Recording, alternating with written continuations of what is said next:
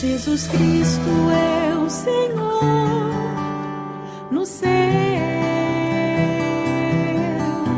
na terra e debaixo. Entonces, hermanos, en el capítulo, los domingos anteriores, hemos estado hablando un poco de la fe que recibimos, y hace 8 días estuvimos hablando de las características de esa salvación que hemos recibido como creyentes, la provisión que hemos recibido como creyentes, y hoy vamos a comenzar a estudiar desde el verso 5, ya lo leímos, pero vamos a comenzar a leerlo y meditarlo juntos. Dice ahí: vosotros también. Ese vosotros también es una continuación a los que viene diciendo Pedro. Pedro nos viene diciendo que Dios nos ha dado una fe sumamente preciosa. Pedro nos viene diciendo que todas las cosas que pertenecen a la vida de la piedad nos han sido dadas. Pedro dice que el divino poder de Dios opera en nosotros. Pedro dice que tenemos preciosísimas y grandísimas promesas y por esas hemos sido acercadas a Dios. Pedro dice que fuimos participantes de la naturaleza divina, y Pedro dice que salimos de la corrupción del mundo. Esas son todas cosas que hizo Dios en la salvación. Esas son cosas que hizo Dios en la fe cuando nosotros creímos. Ahora el pasaje gira, ya no para hablarnos de lo que hizo Dios, sino para hablarnos de la responsabilidad que tenemos nosotros. Sí, Dios ya nos dio todo lo que pertenece a la vida de la piedad.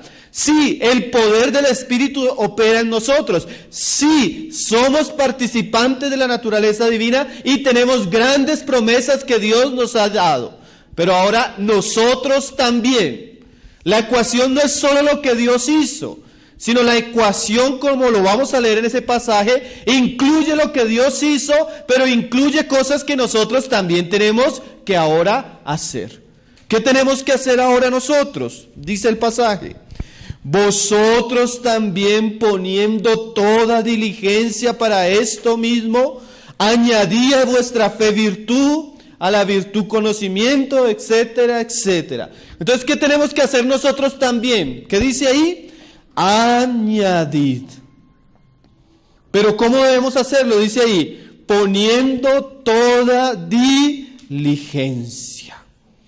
La palabra del griego es parisfero, que significa literalmente añadir algo, hacer el esfuerzo para completar algo que falta. Dice un hermano: en vista de la salvación que hemos recibido de Dios y paralela a esa salvación, los creyentes son animados a ser esforzados para recurrir a todas las facultades que ellos tienen como creyentes para crecer en la vida cristiana. Como decía un intérprete de las Escrituras, hay 2 cosas esenciales en la vida: nacer y después crecer. Nacer por la fe, ya nacimos y en ese nacimiento hemos recibido cosas preciosas, pero ahora como creyentes se nos llama a crecer, a añadirle a eso que hemos recibido. El crecimiento en la vida espiritual no es automático, requiere pues una provisión de Dios, pero también requiere un esfuerzo del creyente. ¿Sí? Cuando no hay crecimiento en una vida, se puede pensar claramente que hay muerte. Pero la vida siempre trae consigo crecimiento. Requiere diligencia, requiere disciplina, requiere esfuerzo. Pablo dice, nosotros conocemos el pasaje y lo nombramos mucho: Dios pone el querer como el hacer. Pero si usted lee el verso anterior, dice: ocupaos de vuestra salvación con temor y temblor. O sea, Dios va a poner un querer en ti y la capacidad de hacer, pero tú por otro lado tienes que ocuparte en la salvación que has recibido con temor y reverencia. Por un lado tenemos lo que Dios hizo y ahora por otro lado tenemos lo que necesitamos hacer nosotros. Ahora, un creyente descuidado es una contradicción de términos bíblicos. La gracia de Dios requiere y permite que el creyente sea diligente y esforzado. Esa palabra que se encuentra ahí, añadir, epicorejeo del griego, significa proveer, suplir. Y es interesante que esta palabra la usaban mucho para el director de coros en la época de la era griega. Cuando los griegos hacían esas grandes obras de teatro y tenían muchos artistas, era algo que se hacía de alguna manera gratuitamente. Entonces, para poder subsidiar a los músicos, a los cantantes, alguien que generalmente tenía dinero, él subsidiaba toda la orquesta. Y a ese que subsidiaba toda la orquesta económicamente pagaba a los músicos, ponía los instrumentos, alquilaba los lugares, a ese se le llamaba el director del coro. Y esta palabra que Pablo usa, epicorejeo, es el director del coro. ¿Qué quiere decir? Pedro está teniendo la idea de que el cristiano debe poner ciertos recursos para que la orquesta espiritual de su vida funcione. Hermano, ¿por qué mi vida cristiana no funciona si todo lo de la fe ya ha sido dado? Si tengo el Espíritu Santo, si soy participante de la naturaleza divina. Ay, falta la otra parte de la ecuación. Añadid. Suplid lo que falta. No es que falte, pero Dios quiere que en su gracia participemos aún en nuestro mismo crecimiento espiritual.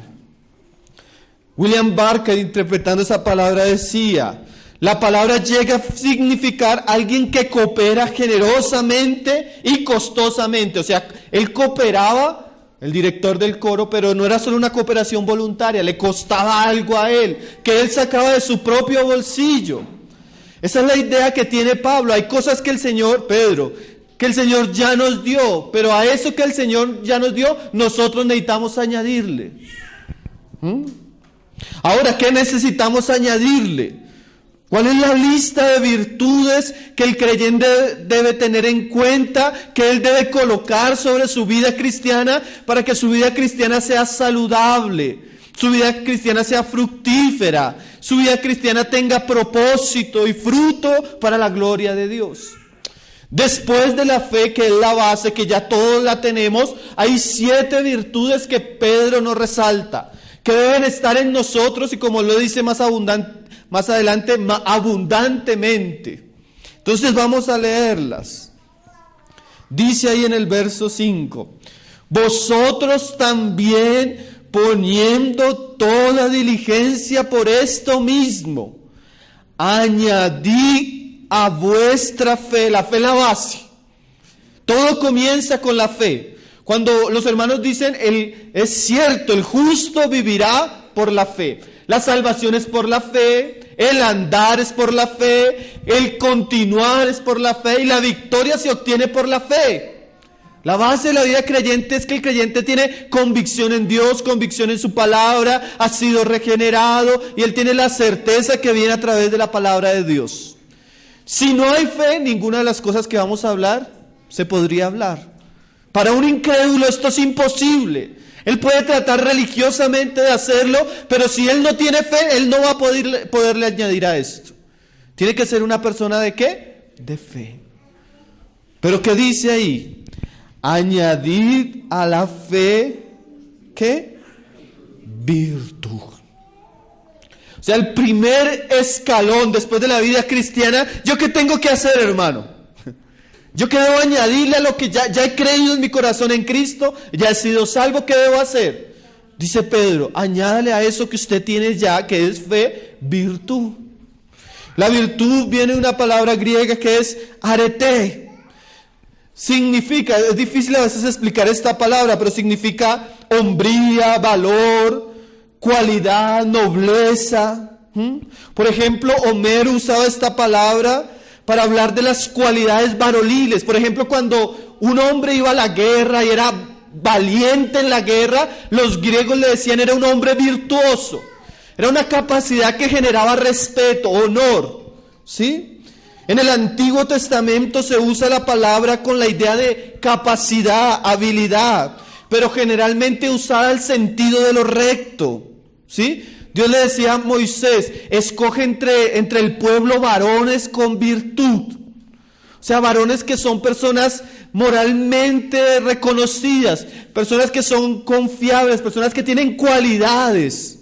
En el Nuevo Testamento se traduce excelencia, lo mejor. ¿Qué quiere decir esto, hermano? Tenemos fe, Pero hay que añadirle a esa fe valentía. Hay que añadirle a esa fe esfuerzo. Hay que añadirle a esa fe sacrificio. Así como cuando usted ha visto esas películas épicas donde el personaje es un hombre sumamente valiente, donde el personaje es sumamente inspirador, donde el personaje, usted dice, ese hombre genera respeto. ¿Usted ha visto la película Corazón Valiente? Y usted ha visto ese hombre que la gente sigue, que la gente ve que es esforzado, que es valiente, que no tiene temor, que tiene ciertas cualidades para la guerra.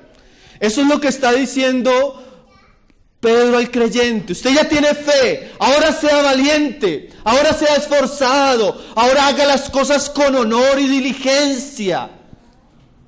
¿Sí? Y usted encuentra siempre que Dios está estimulando a sus siervos a eso. ¿Qué les dice Él? Esfuérzate y sé valiente. La vida cristiana no es para cobardes, hermano. La vida cristiana no es para tímidos. Los valientes arrebatan el reino. Hay que ser esforzados, hay que tomar la fe y tomarla con osadía. Como cuando el soldado osadamente se enfrenta al enemigo sin temor a perder su vida. El cristiano es llamado a ser valiente. Esos cristianos que son así, valientes, esforzados, osados, son los que arrebatan el reino de los cielos. Y Pedro está estimulándonos a que tengamos no una fe tímida, no una fe cobarde, sino una fe diligente, una fe esforzada, una fe de valientes. ¿Sí? Una fe con heroísmo. Usted ha leído las biografías de aquellos hermanos que no les importó irse a otra tierra, pasar necesidades, experimentar sufrimientos, experimentar persecución, la muerte de su esposa, la muerte de sus hijos, y aún se permanecieron firmes en la fe. ¿Por qué? Porque tenían virtud. Y así somos llamados a ser. No somos llamados a ser cobardes, sino somos llamados a poner mano en la fe y esforzarnos como hombres valientes, sin tener temor, sin ser tímidos. Hermanos, tenga una fe valiente, no sea cobarde. Tenga una fe que inspire a los demás, que los demás lo miren a usted y digan, este hermano realmente genera convicción, este hermano genera respeto, hay algo honorable en eso. ¿Sí? Porque literalmente hay cristianos que generan vergüenza. Hay cristianos que cuando uno los ve, uno dice, si eso es ser cristiano, yo no quiero ser cristiano. Si eso es ser cristiano, yo prefiero irme para el mundo. Qué fe tan pálida, qué fe tan tímida, qué fe que causa vergüenza. Yo no quiero ser ese cristiano, hermano. Y la Biblia no nos llama a ser esos cristianos. La Biblia nos llama a ser cristianos con fe, sí. Pero a esa fe hay que añadirle valor, varonilidad, dice ahí. Dios siempre le decía a sus siervos, cíñete y ponte en pie que te voy a hablar. ¿Qué le está diciendo el Señor? Compórtese como hombre, apriétese el pantalón. ¿Sí? Porque ellos vestían como túnicas y para la guerra tenían que ceñirse. Nosotros tenemos que tener fe, pero ser personas que nos ceñimos, virtuosas, con un heroísmo espiritual inspirador, capaces de hacer hazañas espirituales y por la causa del Señor. Sí, capaces de hablar sin miedo, capaces de servir sin miedo, capaces de usar los dones que el Señor me dio. Si el Señor le dio un don, no lo ejercite tímidamente, hágalo con valor, es para el Señor, es para su gloria. Y en la medida que usted es valiente en eso, usted va a crecer en eso. A veces es hasta una vergüenza ver al predicador que se para y, hermano, les voy a hablar la palabra, pero ustedes me perdonan por lo que les voy a decir. ¿Cómo así que me perdonan por lo que les voy a decir si es que les voy a hablar la palabra de Dios? Y como dijo John Wesley, nosotros debemos ponerle fuego a nuestro sermón. Debe ser teología en fuego, poderosa. Porque si no hay fuego en el sermón, deberíamos tirar nuestro sermón a la basura. Las cosas de Dios deben hacerse con osadía, con amor, con diligencia, con valor. Y eso es lo primero que Pedro dice. Añádele a tu fe virtud. Ahora no queda solo ahí, ¿no? ¿Qué dice el verso siguiente? Entonces la primera cualidad que hay que añadirle a la fe es la virtud. ¿Cuál es la segunda cualidad que Pedro dice? Y que a la virtud conocimiento. Otra vez la palabra que nos vamos a encontrar bastante en el escrito. Epignosis, conocimiento. Dice un intérprete, conocimiento se refiere a la verdad divina que se halla en el discernimiento y la sabiduría espiritual. La verdad de Dios comprendida y aplicada. Esa virtud que tiene que ver con la iluminación de nuestra mente para tener claros nuestros pensamientos según la luz de Dios. ¿Qué quiere decir esto? Dios no solo requiere que yo sea un hombre valiente, osado, sino que quiere que a esa osadía o valentía yo le añada conocimiento. Porque a veces somos osados pero ignorantes. Y eso es un problema también. Entonces no es solo que seamos valientes, es que seamos valientes pero con conocimiento. Valientes con discernimiento, valientes con sabiduría espiritual, valientes pero con entendimiento claro de cuál es la voluntad de Dios por su palabra. Entonces por un lado tengo que añadirle a la fe valor, pero a la fe también tengo que añadirle que estudio. A la fe también tengo que añadirle que lectura. A la fe también que tengo que añadirle meditación. Yo tengo que inquirir en el libro de Dios para conocer la voluntad de Dios, y así el esfuerzo que yo haga para servir a Dios va a ser un esfuerzo con sabiduría e entendimiento. Que eso es uno de los problemas que a veces tenemos en un cristianismo lleno de activismo pero sin revelación y conocimiento de la palabra. Entonces hay que añadirle a la fe, al heroísmo, a la virtud, ¿qué? Conocimiento. Dios no quiere que seamos cobardes, pero tampoco Dios quiere que seamos un pueblo ignorante. Mi pueblo se perdió, ¿por qué? Porque le faltó conocimiento. ¿Sí? Debe estar juntos, la valentía, el valor, la fe, hay que ponerle conocimiento. Al fuego santo hay que ponerle teología, hay que ponerle revelación, hay que sumarle las escrituras. Amén. No solo ser esforzados en nosotros mismos, sino ese esfuerzo incluye revelación de la voluntad de Dios en su palabra. Y eso no solo requiere un área intelectual, claro que la incluye, más se refiere a la capacidad de entender la voluntad de Dios según su palabra y desear hacerla y aplicarla a nuestras vidas. Añádele a la fe virtud y a la virtud conocimiento. Por un lado debemos ser valientes, pero por otro lado debemos conocer tanto las Escrituras, hermanos. ¿Qué más dice ahí? Al conocimiento, dominio propio. Primero virtud, segundo conocimiento, y al conocimiento ahora se le añade algo, dominio propio. Esa palabra dominio propio significa retenerse a uno mismo, controlarse. Entonces es bien interesante lo que está diciendo Pedro. Pedro dice que debemos ser valientes. Pedro dice que debemos ser personas con discernimiento, con conocimiento espiritual. Pero ese discernimiento y ese valor tiene que aplicarse primeramente a nuestras pasiones. O sea que a nosotros mismos. El dominio propio habla de que nosotros debemos controlar los apetitos y los deseos de nuestra carne. Que nosotros debemos poner en sujeción el carácter deformado de nuestro viejo hombre. ¿Sí? Se usa con la relación que tenían o la disciplina que tenían los atletas para correr. Pablo decía que él, para poder correr la carrera, él tenía que azotarse a sí mismo. Él tenía que abstenerse de ciertas cosas. O sea, el cristiano es un hombre esforzado, valiente, que ama la palabra, que se sumerge en la revelación de la palabra, pero es un hombre que también tiene control de sí mismo. Él debe añadirle a su fe. ¿Se acuerda que ayer hablábamos de Pedro? Y decíamos que Pedro era tan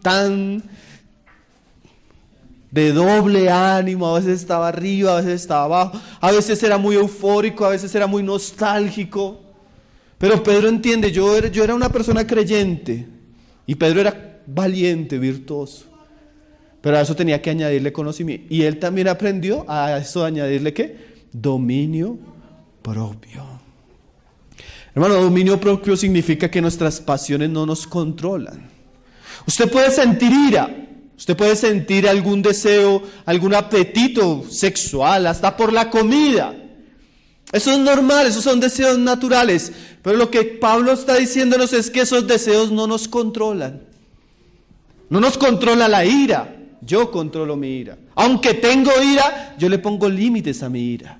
Aunque tengo un apetito aún sexual, yo le pongo límites a mi apetito y eso no me domina. Aunque tengo hambre y tengo necesidad de comer, eso no me domina.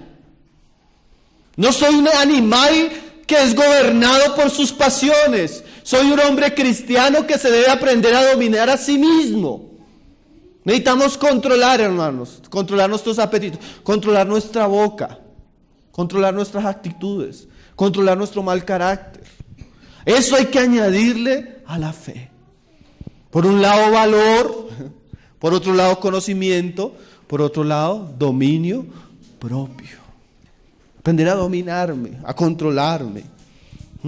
Poner bajo sujeción el control de Cristo, todos mis apetitos. Ahora es tan interesante porque ahí en 2 de Pedro, en el capítulo 2, verso 14, Pedro va a denunciar los falsos apóstoles, los falsos obreros, un cristianismo apóstata. Pero una de las características que tiene un cristianismo en apostasía es que la falsa teología está acompañada de impiedad. ¿Cómo así dice ahí en el verso 14? Tienen los ojos llenos de adulterio y no se sacian de pecar y seducen a las almas inconstantes y tienen el corazón habituado a la codicia y son hijos de maldición. ¿Qué quiere decir? La mala doctrina, la mala teología lleva consigo siempre la impiedad.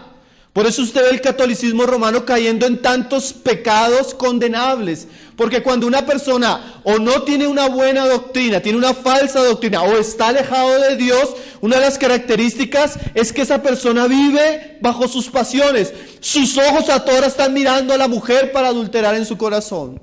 Su corazón siempre está buscando el dinero y la codicia.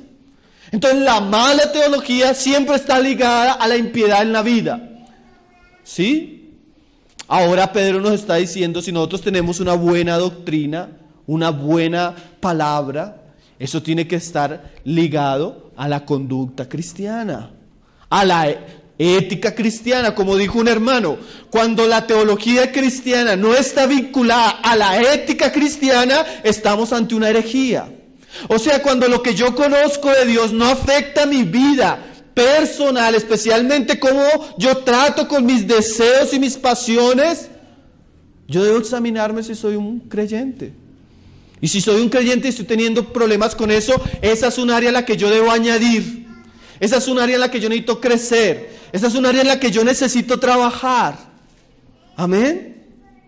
Por un lado virtud, por un lado conocimiento, pero la virtud y el conocimiento deben llevarme a dominarme a mí mismo.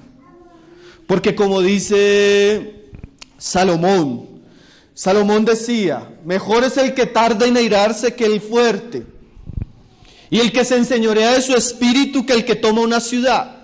Mira lo que está diciendo Salomón. ¿De qué le sirve a un hombre ser fuerte, pero no controlar su ira? ¿De qué le sirve a un hombre tomar una ciudad y no ponerle freno a su espíritu? Entonces Dios no quiere hombres que sean tan valientes que no se pueden controlar a sí mismos. ¿Sí me está entendiendo? Dios quiere hombres que antes de conquistar una ciudad se conquisten a ellos mismos. Conquisten sus lenguas, conquisten su mal carácter, conquisten sus ojos. Dominio propio. La fe tiene que ser enriquecida con estas cosas, hermano. Yo necesito enriquecer mi fe con virtud. Yo necesito enriquecer mi fe con conocimiento. Yo necesito enriquecer mi fe con dominio propio. Como alguien decía, Por un lado, el cristiano no es un ermitaño, o sea, él no se tiene que esconder por allá en un monte, en un monasterio.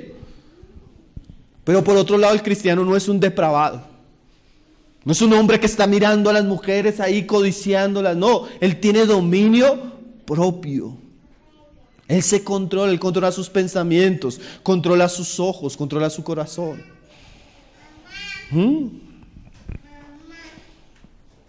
Dice ahora, cuarto asunto. Primero, y es bueno que nosotros los tengamos siempre juntos. Esto no va desligado, esto va junto. A la virtud hay que añadirle conocimiento. Al conocimiento, dominio propio.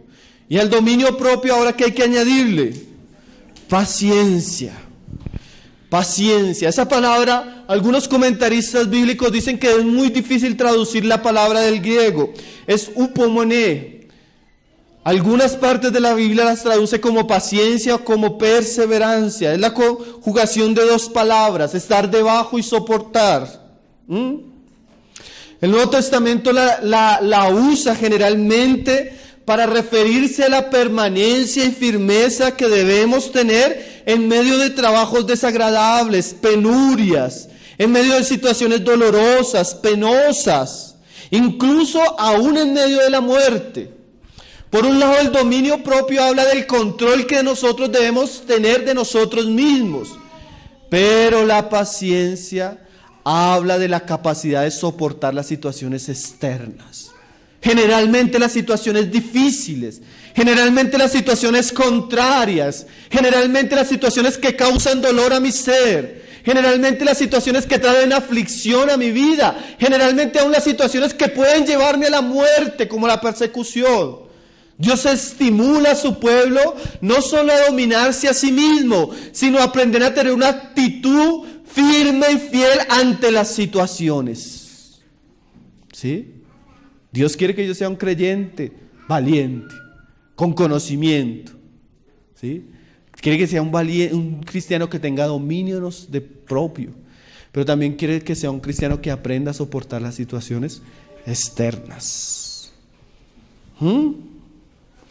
Cicerón, un griego, decía acerca de esta palabra: era sufrir de una manera voluntaria y cotidiana las cosas duras y difíciles a causa de buscar un honor y una utilidad.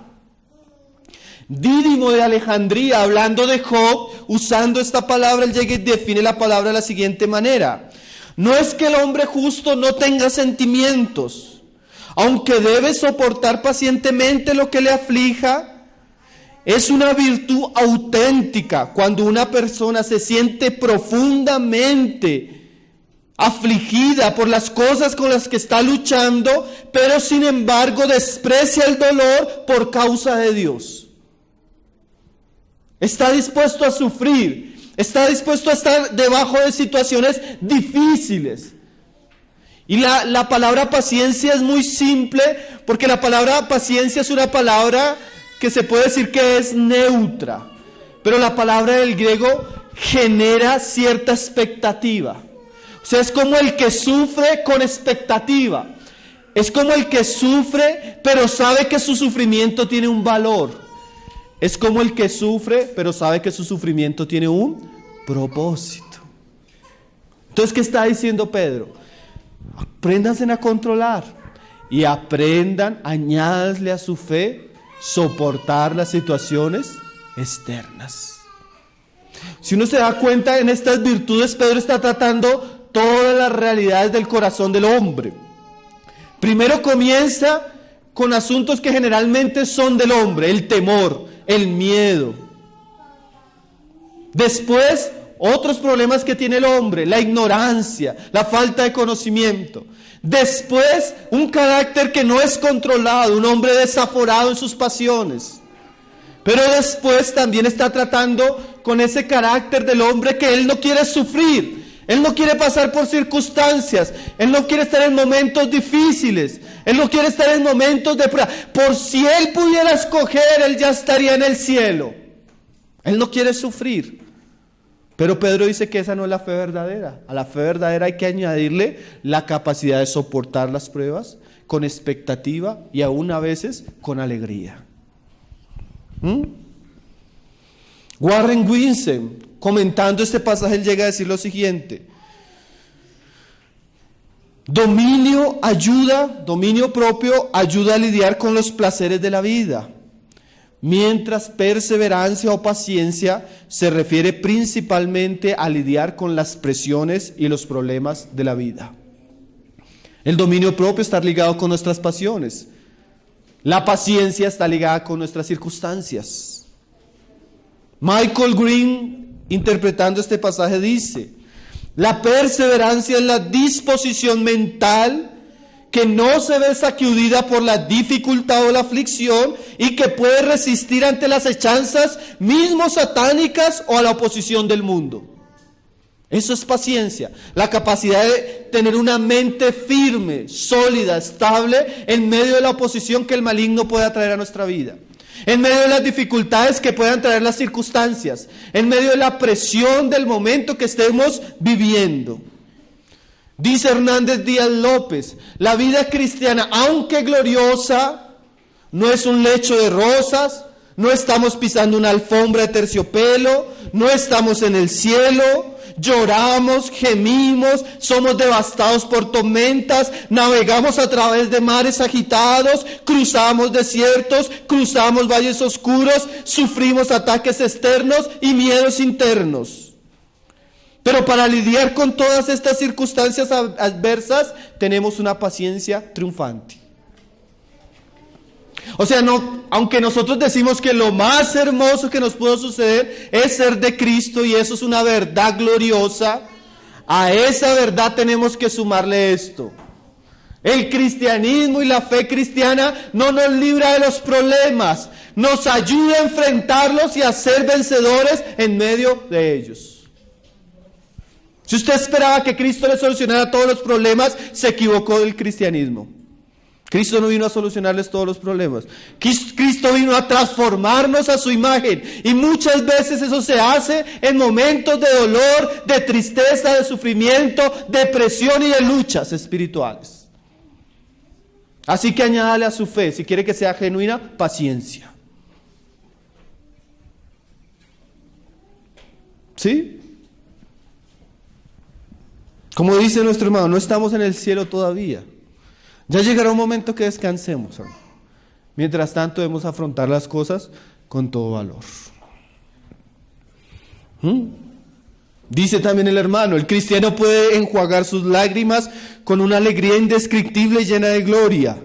Vivir con los pies en el valle, pero con el corazón en el cielo. Alzar su voz y alabar a Dios, no solo después de la victoria, sino aún en medio de las circunstancias, rogando la victoria. Cantar en prisiones y marchar alegre hacia el martirio.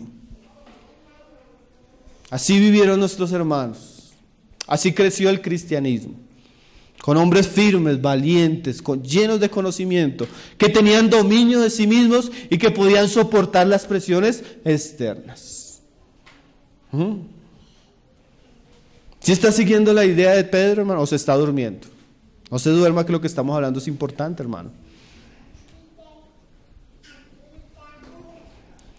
Dicen la siguiente cualidad. Primero, a ver, ayúdenme. Virtud. Segundo, conocimiento. Tercero, dominio propio. Cuarto, paz. Ahí hasta dónde vamos. ¿Cuál le falta a usted? Entonces, ¿qué tenemos que hacer, hermano? Añadir. ¿Qué quiere decir añadir, hermano? Que generalmente no están en nosotros. Que son cosas en las que tenemos que ser diligentes, que son cosas en las que tenemos que ser esforzados, que son cosas que tenemos que añadirle a nuestra fe. De pronto usted lo que tiene hasta el momento es fe, gracias a Dios, eso es un gran paso, pero hay que añadirle a eso, hermanos, no podemos quedarnos ahí. La siguiente palabra, la quinta que Pedro añade es piedad. A la paciencia, ¿qué? Piedad. Ahora, esta palabra piedad en este contexto se puede interpretar, porque Pedro viene hablando de varias cosas, como reverencia por Dios. La palabra viene del griego eusebeia, que significa literalmente reverencia a Dios, o también en algunas traducciones se puede traducir religión verdadera, adoración auténtica. transmite la idea de quien la posee, honra y adora a Dios de una manera adecuada. ¿Cómo así? Yo tengo que añadirle a mi fe varias cosas: virtud, conocimiento, dominio propio, paciencia. Pero a eso tengo que añadirle religión verdadera.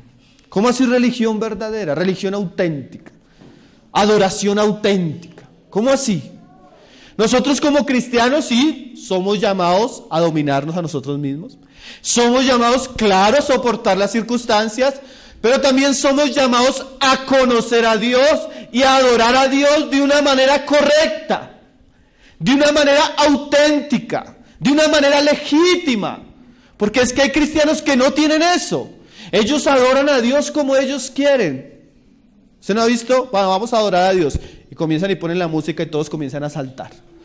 Y comienzan a empujarse los unos a los otros. Y uno dice, ¿será que eso es adoración auténtica a Dios? Si en el templo de Jehová los sacerdotes hubieran hecho eso, ¿qué hubiera pasado con esos jóvenes? Imagínese usted a los querubines brincando en el lugar santísimo. No. A Dios no se le adora de cualquier manera, hermano. A Dios no se le ora de cualquier manera. De Dios no se habla de cualquier manera porque Dios es santo. Y Él busca que le adoremos, pero ¿cómo? En espíritu y en verdad. En espíritu habla de la realidad interior. Y en verdad habla de los parámetros que Dios ha establecido por su palabra. ¿Sí? Usted no ha escuchado a esa gente hoy en día. Hasta de pronto usted mismo lo hace. Comienzan a orar: Dios te ordeno, Dios te mando, haz esto, haz aquello, como si la persona que estuviera orando fuera soberana y Dios simplemente fuera un siervo. El cristiano tiene que aprender a acercarse a Dios. ¿Y cómo se debe acercar? Con humildad, con reverencia, con la palabra, con un espíritu correcto, con sumisión, ¿no? Hermano, cuando usted viene acá a adorar, yo quisiera exhortarles con amor. Usted debe hacerlo con un espíritu correcto. Usted no viene a mirar a los demás. Usted no viene a ver qué están haciendo los otros. Usted no viene a sentarse a contemplar algo. Usted viene a postrarse delante de Dios. Usted viene a hacerlo con amor, con fervor, con reverencia. Su hijo debe estar al lado suyo. Su hijo no debe estar con el celular. Su hijo no debe estar comiendo, ni usted tampoco. No venimos a que nuestro hijo se entretenga con un juego. Él viene también a orar, viene también a cantar y viene también a escuchar la palabra de Dios, porque Dios es santo. No viene a dormirse. Si quiere dormirse, quédese en su casa. ¿Sí? Dios es santo y merece que nosotros nos acerquemos a Él con toda reverencia. Imagínense en el altar de Dios, allá en el lugar santísimo, 20 mujeres querubines danzando. ¿Usted cree que eso honra a Dios, hermano? ¿Usted cree que eso hace parte de la verdadera adoración a Dios? Pero hoy en día cuánta cosa se hace en nombre de la adoración a Dios, ¿no? Hermano, a las cosas que ya hemos añadido, necesitamos añadirle una fe que tenga una religión de adoración auténtica, piedad. Porque hoy en día cuántas cosas se hace. Nosotros fuimos a una reunión cristiana y no es que tenemos una reunión especial, entonces comenzaron a prender velas y hacer un poco de cosas con incienso. ¿Qué es eso, hermano? Lugar cristiano. Parecía más bien una ceremonia esotérica. Pero la gente cuánta cosa quiere hace. Disque orando, disque alabando. Hermano, la adoración debe ser auténtica. Debe ser sacra, sagrada. Nosotros debemos tener un espíritu correcto. Cuando oramos, ¿sí? A veces uno está, vamos a comenzar la reunión y la jovencita con el bombombum mascando chicle, el otro hablando por el celular, el otro medio durmiendo. No, hermano, debe haber una reverencia. Debe haber santidad en medio nuestro. ¿Sí? Una vez estábamos en plena alabanza y el hermano era... ¿Qué está pasando con el hermano? ¿Qué tiene? Estaba escuchando el partido. Si quiere escuchar el partido, quédese en su casa, hermano. Cuando venimos a Dios, a escuchar la palabra de Dios, a adorar a Dios, a orar a Dios, debe haber un espíritu de reverencia, hermano. Debe haber una verdadera adoración auténtica de corazones que se humillan y le reconocen como Señor. Y eso es lo que el Señor busca. El Señor busca ¿qué? Verdaderos adoradores. No artistas, hermano, adoradores.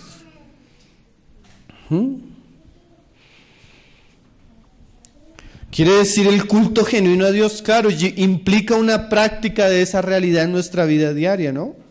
Como lo vamos a ver en las otras características.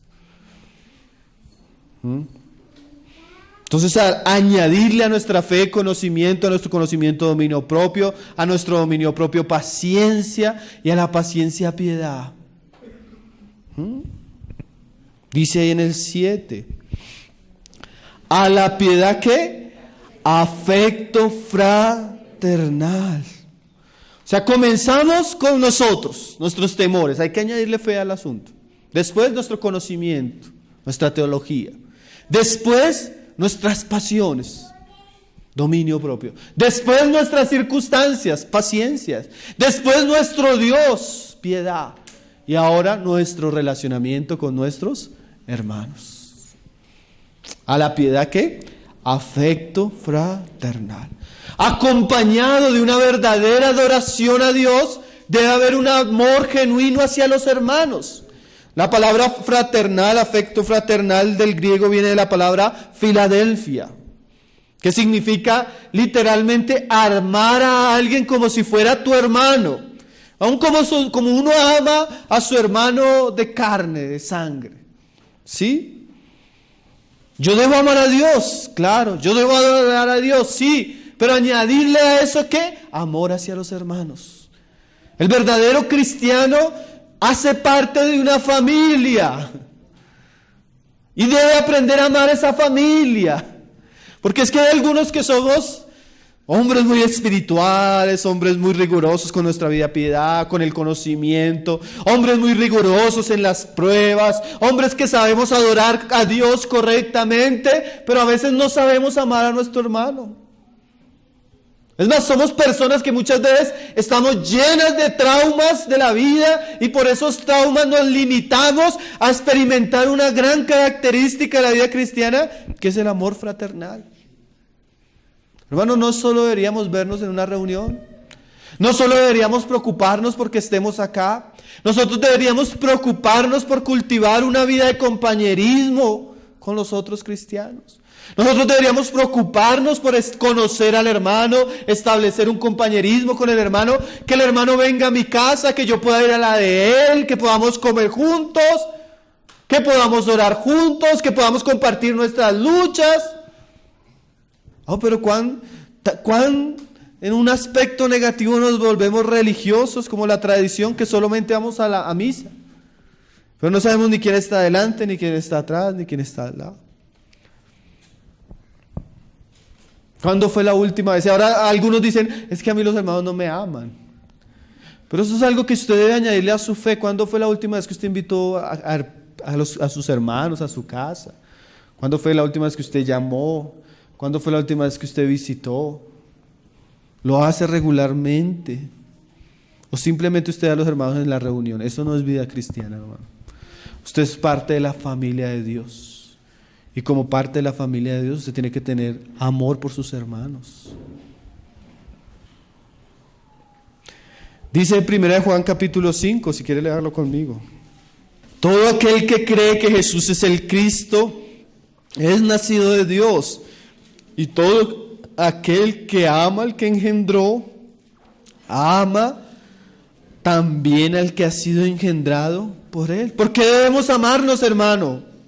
Si es que a mí en tantas iglesias me han hecho tanto daño, si es que yo no confío en los cristianos, ¿por qué yo tengo que amar a los otros como hermanos?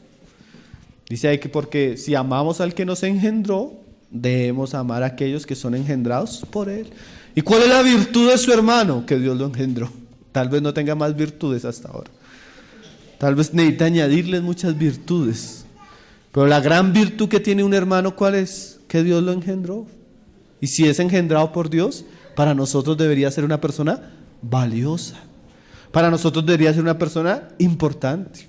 Para nosotros esa persona debería estar en nuestra oración. Para nosotros esa persona debería estar en nuestra meditación. Para nosotros deberíamos tener una amistad y un compañerismo expresado, fraternal sobre esa persona. Dice ahí en el 4:20, la misma epístola, si alguno dice yo amo a Dios y aborrece a su hermano, es mentiroso. O sea, podríamos decir que una persona realmente no es cristiana cuando no ama a sus hermanos. Yo he escuchado cristianos que dicen, hermano, yo la paso tan bien con mi familia en la carne. Yo tengo un grupo de amigos y esto. Y uno le pregunta, hermano, ¿usted tiene amigos cristianos? No. Y uno dice, no tiene amigos cristianos. No tiene compañerismo con ningún cristiano. Pero tiene una buena variedad de amigos en el mundo y disfruta tanto cuando está con su familia. Este no es de la familia de Dios todavía. Si usted no ama a los cristianos, seguramente usted no ha conocido a Dios tampoco, hermano. Porque la característica de un cristiano genuino es que él espontáneamente va a amar a Dios, pero también él va a tener una inclinación a amar a sus hermanos. Y si usted no tiene eso, tiene que preocuparse y comenzar a añadirle a su fe eso. A veces, yo tengo un problema, por ejemplo, yo tengo un problema de carácter bien difícil, hermano. Yo a veces y más que todo cuando estoy predicando, a veces yo estoy tan concentrado en la predicación, que a veces hasta cuando paso acá se me olvida saludar. Ustedes me perdonarán por eso. Se me olvida despedirme, Entonces dejo de predicar muchas veces cuando estoy viajando y más cuando no conozco a todas las personas con las que estoy reuniéndome. Porque a veces usted va visitando varios lugares y no conoce sino al que lo invitó o al que lo hospedó. Entonces a veces yo tengo la costumbre de sentarme después de la enseñanza, meditar en lo que enseñé, meditar qué me faltó decir, meditar lo que el Señor me habló al corazón. Y quedo en un ambiente muy introspectivo. Y un hermano me decía en Brasil, hermano, sacúdase que usted hace parte de una familia. Porque parece ser que en mi espiritualidad tengo la tendencia a aislarme, hermano. Y hay que tratar con eso. Porque la vida cristiana también es una vida de compañerismo. Es que yo me siento como el profeta Elías. Eso fue en otra época, hermano. Usted no tiene que vagar solitario por las cuevas y los desiertos de Israel.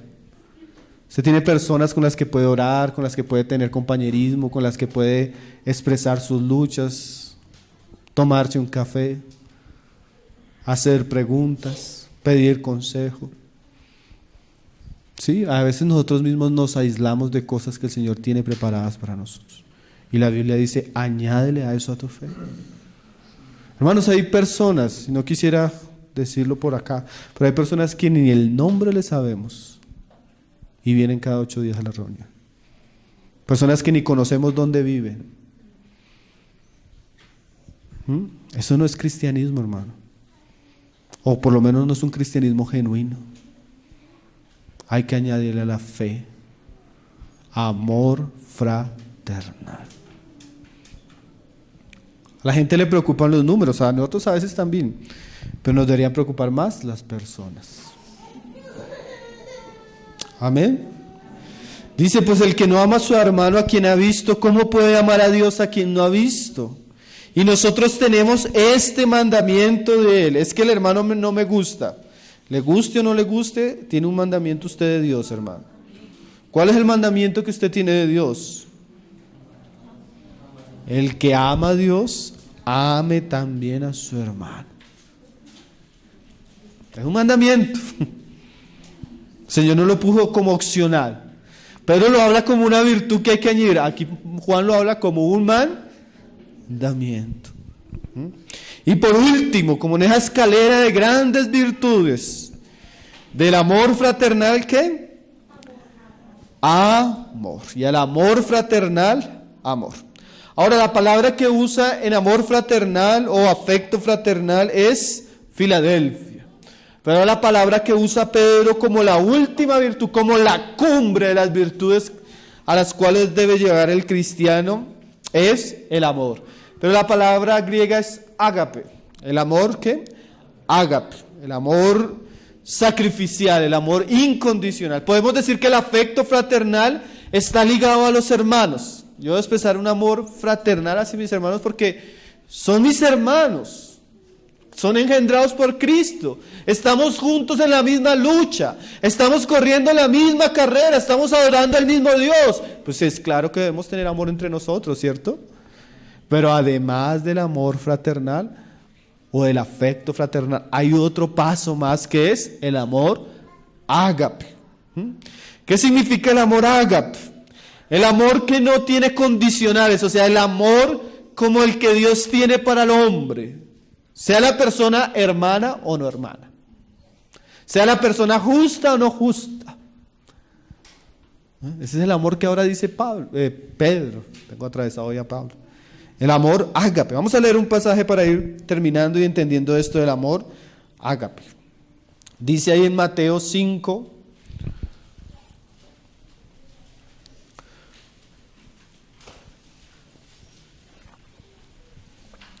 Verso 43. Dice: oísteis que fue dicho, agapao, o sea, amarás en el griego, a tu prójimo y aborrecerás a tu enemigo. Esa era la ecuación de la ley, ¿no? Pero yo os digo, amad a vuestros enemigos. Ay, eso sí que es difícil, hermano. Entonces ya, si amar a los hermanos, imagínense. Pero hay que añadirle a esto también esto. No solo a los hermanos, sino a aquella persona que está contra usted. Aquella persona tal vez que está contra su fe. Aquella persona que está en oposición a usted en su trabajo, en su familia. Aquella persona que manifiesta odio y rencor contra usted. Aquella persona que manifiesta disgusto hacia usted y se lo hace sentir. A esa persona Dios le dice, ámala. Tiene que añadirle a esa fe ¿qué? Amor ágape, incondicional. Amor sin límite.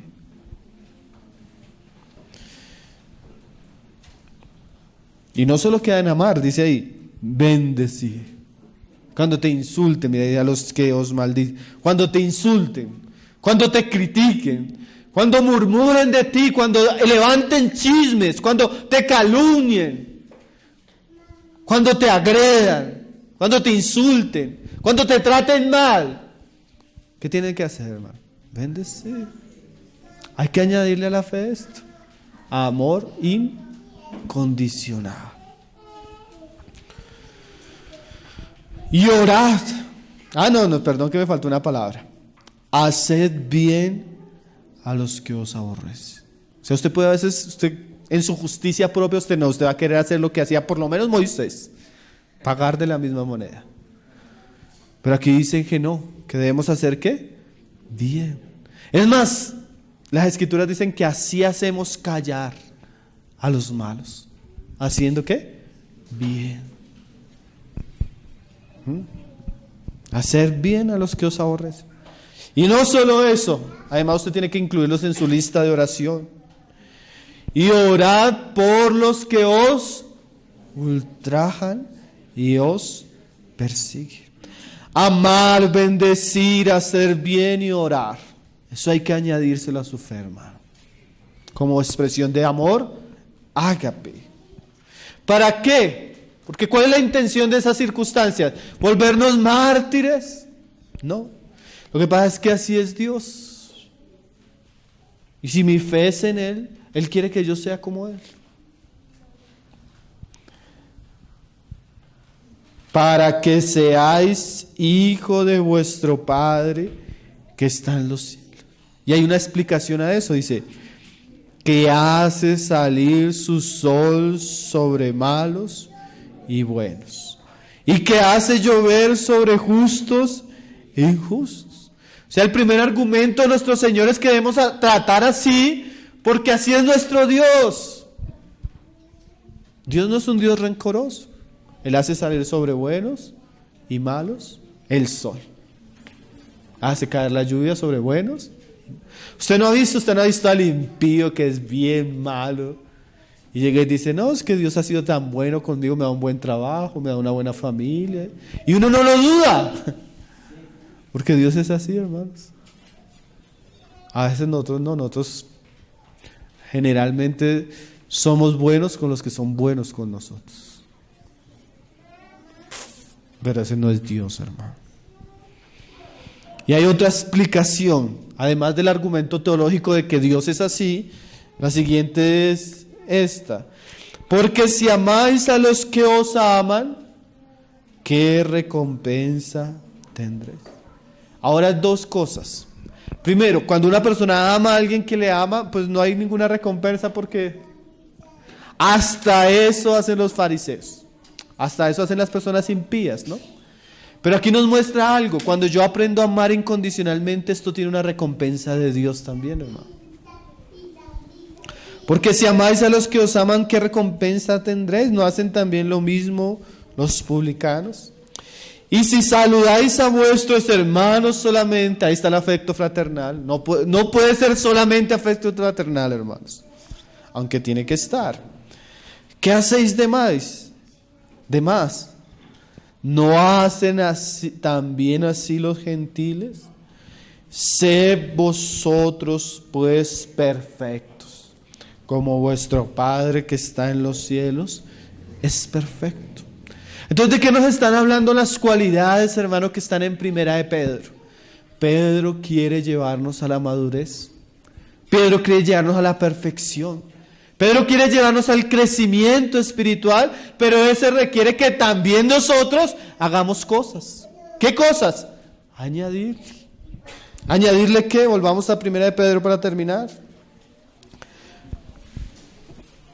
Dice, vosotros también, poniendo toda diligencia, por esto mismo añadid a vuestra fe. Entonces hagamos un recorderis para no perder lo que el Señor nos ha hablado en esta mañana. Virtud. Primero que todo, virtud, valentía, honor. En portugués se usa mucho una palabra que yo no sé cómo se podría traducir al español. Ser corajoso. Como ser una persona valiente, no tener miedo. Como una persona que tiene coraje. Pero en un buen sentido, ¿no? Añádale a su fe eso, hermano. ¿A la virtud qué?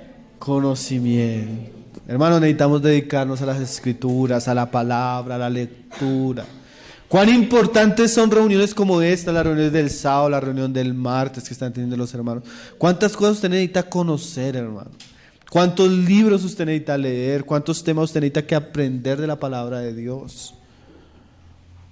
Además de eso, pues todo eso debe tener un efecto en su vida, que es dominio propio. Y no solo en su vida, sino cómo usted asume las circunstancias, paciencia. Y no solo eso, sino Dios quiere que aprendamos a servirle en espíritu y en verdad piedad.